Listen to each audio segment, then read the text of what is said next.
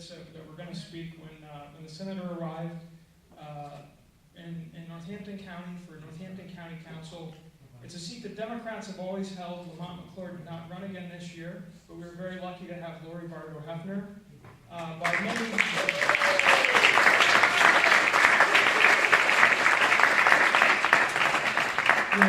We have 2 contested county council districts in Northampton County, and all 4 candidates were up on stage 4 nights ago. And by many accounts, Lori won the debate. She's a first-time candidate. She was nervous going in. I was there for debate prep, and she did. She totally killed it. She was great. I'll try to kill it again today if I can. Thank you so much for being here. And welcome to my house. This is Moravian College. This is what got me to Lehigh Valley. So you could cheer for that, or you could go boo for that. So yay hounds. I can echo everything you've all said. I'm physically tired, blah, blah, blah. But look, there are people out there that really don't know there's an election. Like, that's the thing I find incredible today. They don't realize, what do you think of Donald Trump? Don't ask me what I think of Donald Trump. You don't want to know. And I don't want to talk about him. I want to talk about the county. I want to talk about you all. And when I do get good Dems, they're voting for you. So they're all, yay. Steve Barron, where is he? You really need to learn to speak out and tell us how you feel. I was so offended yesterday. I got a mailer about Steve, which couldn't be further than the truth about him and his character. I got a mailer about Sam Murray that pitted him against Vic Scamilio. It couldn't have been further from the truth. I haven't seen my opponent's stuff, thank God, because I'd be really upset if I did. Just come out and vote. The work's not done. We really need to keep pushing. We have tonight, we have tomorrow, we have calls on Tuesday. It's so important. This is such an important race. County all the way up or all the way down. Priscilla, Priscilla said it, right? $125,000 in a local race? Something's got to change, and you need to elect Democrats to make that change. So please, let's keep me motivated, I'll keep you motivated, and let's pull this home on Tuesday night. Thank you.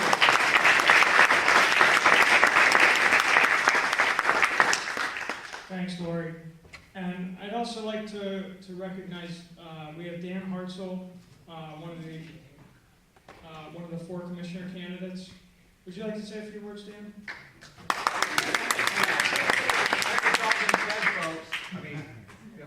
Why would I need to say, come on, get your people out to vote on Tuesday? I think it's all been said. We need this. There's been anti-emails against me too.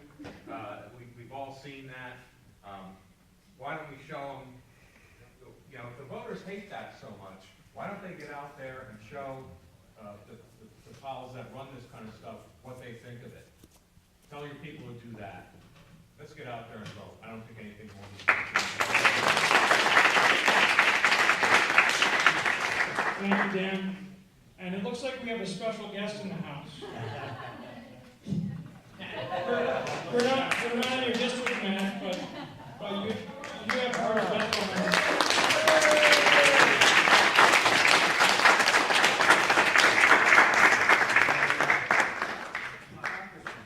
Matt Cartwright, Congressman for the 17th Congressional District.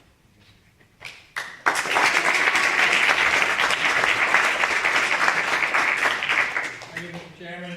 Thanks for everybody to show up tonight. This is a big, big election. And I know, have the candidates already spoken for Supreme Court? This is the most understated group you're ever going to want to meet. They don't brag on themselves very well, and that's what they want me to do. No, they don't, but I'm going to do it because these are exceptional candidates. The Republicans have put up kind of a measly bunch.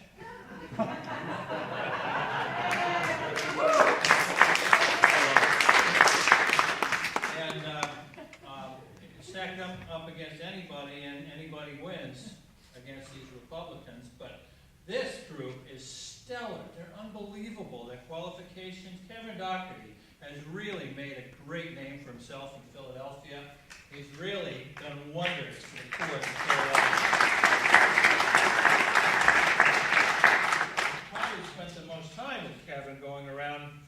stump to stump, but wonderful guy. Really understands the core values of ordinary working people. He is one. That's who he is. Comes from a row house in South Philadelphia. He and how many brothers and sisters? I have one brother, one sister. Yeah, they all shared a very small space together. And gosh, we have Christine Donahue, you know. A coal miner's daughter. How come we haven't rented the car? Northeastern Pennsylvania. Born in Carbon, grew up in Schuylkill. She's my district right there. Although, give to one. Terrific justice candidate for the Supreme Court. And David Wecht. David Wecht, amazing. This guy graduated summa cum laude from Yale undergrad, and then made the Yale Law Journal when he went to law school, also in New England. You know, you add the IQs of the Republicans all together, you don't get the room temperature. Three are just towering intellects, and I'm so proud of them, and it makes us makes it all the more important that we work so hard for them. You know, we have these gerrymandered districts in Pennsylvania. It's ridiculous, and I'm sure they've talked to you a little bit about it. But it hits us three different ways. It hits us in the Pennsylvania State House. It hits us in the Pennsylvania State Senate. But where I feel it, we have 1 million more Democratic registered voters in Pennsylvania than Republicans, but we end up with a congressional delegation where I work in the House of Representatives in Washington of 13-5 Republican. That's ridiculous. It's outrageous. If you saw the proportions of, you know, the outline of my district, that's a shape that does not occur in nature.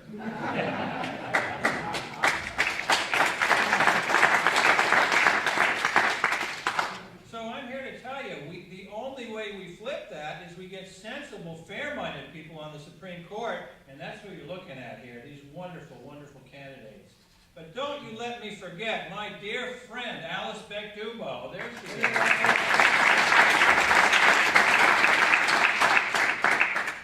Alice and I went to the same law school.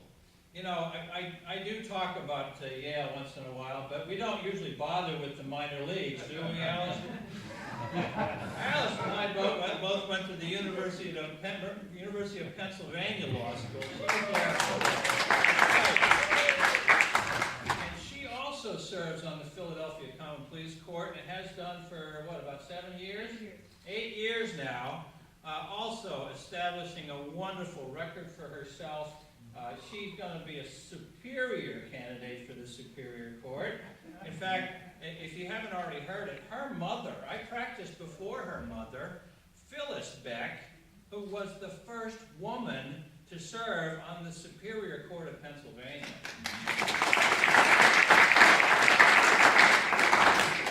So she follows in a proud family tradition and a proud Pennsylvania tradition, and let's make sure she fills those shoes.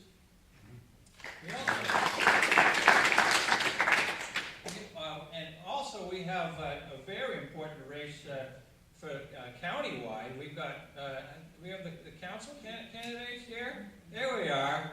Lori Margot Hefner, absolutely must win. I didn't see Scott Parsons. Okay. Scott and Lori absolutely have to win. Did I forget anybody? Up there's Steve Barron. There he is, controller.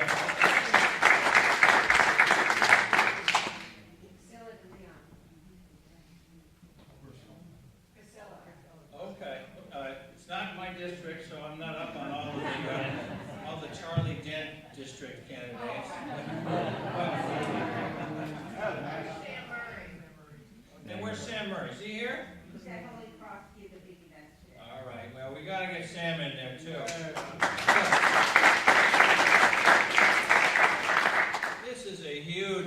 deal. We have to get Democrats to turn out for this election.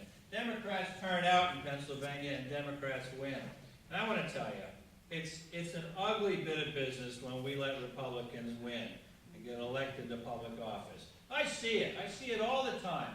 We have wingnuts down there in the Congress that I have to deal with day in and day out, and some of them, get ready for it, come from Pennsylvania.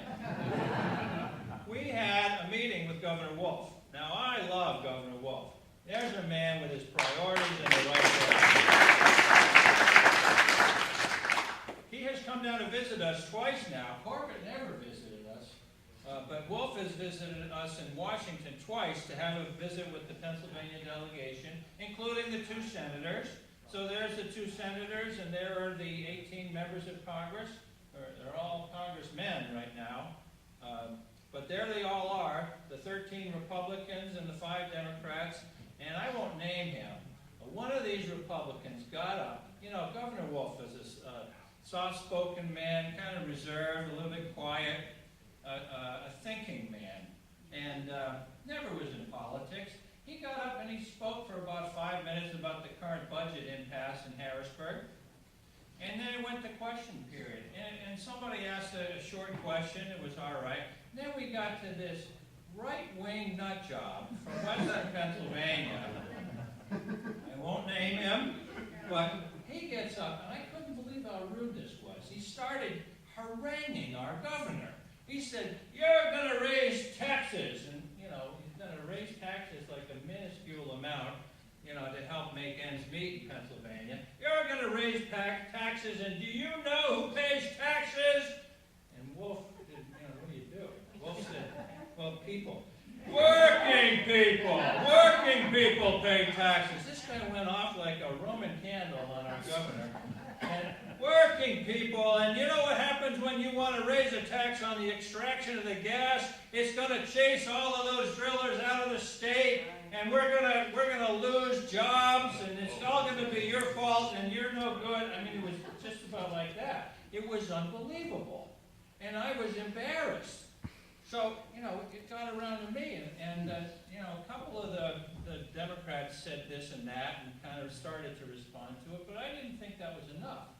And I said, Governor, you got kind of a face full here today, and I want to respond to that. And I told him, look, what you're hearing today is a result of the gerrymandered map. I said, you got elected statewide. You got a mandate to do exactly what you're doing. You got elected in once in a generation when they knock off an incumbent governor. You did it, and you did it because exactly what I said. You did it because you told the voters what you're going to do. You're doing it. You got elected with a mandate to do exactly what you are doing, and don't you ever let somebody elected from one of these insanely gerrymandered districts tell you what to think. But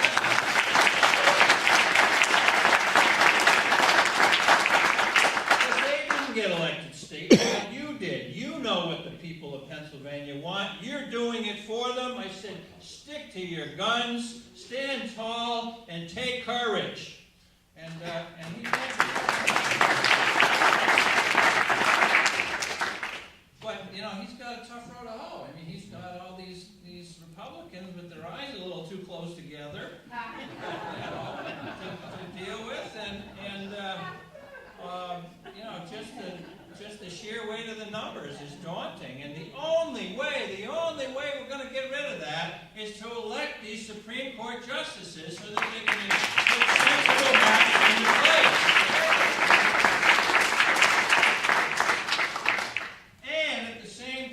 Stick up for all of the things that all of us come together to talk about. Protecting civil rights, protecting seniors, protecting veterans, sticking up for job creation in this Commonwealth, sticking up for individual rights, sticking up for labor rights, fighting off attempts to restrict voting rights. All the things that bring us Democrats together. These are the people who will fight for them. So in the next couple of days, let's get out there and do every little thing we can think of to do to get them elected, get these Democrats out to vote, make sure they know how important this election is, because if you don't tell them, they won't know. Yeah. Okay?